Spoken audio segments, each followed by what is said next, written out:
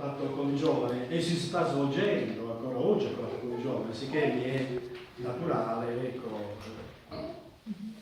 E quello che volevo dire è questo, ed è che il contatto con la storia, ecco, dei circoli dei sardi del mondo mi ha fatto rimanere ammirato, ecco, dalla tenacia di persone che da 50 anni, ecco, lavorano con progetti di questo tipo, ma che ovviamente non hanno quella impostazione informatica, logicamente, che ci sta proponendo il dottor Meloni. È evidente, perché c'era tutta quanta la concretezza che ha caratterizzato l'era precedente.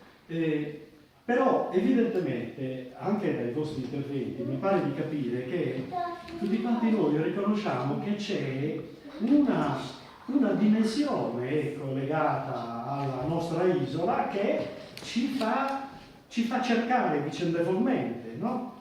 Che ci fa riscoprire e approfondire quelle nostre radici, sicché le premesse esistono. Ed esistono anche nel desiderio di costruire qualche cosa insieme.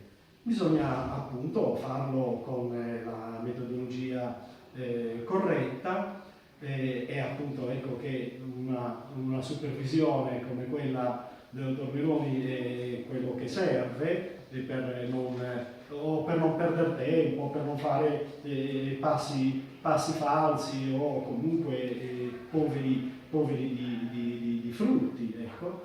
Mi pare che queste premesse, dicevo, ci siano. Spetta indubbiamente a ognuno di voi, che è protagonista di questa situazione, di essere un ambasciatore di Sardegna qui all'estero e di essere questo un estero non così lontano, in definitiva anche fisicamente, con la nostra isola.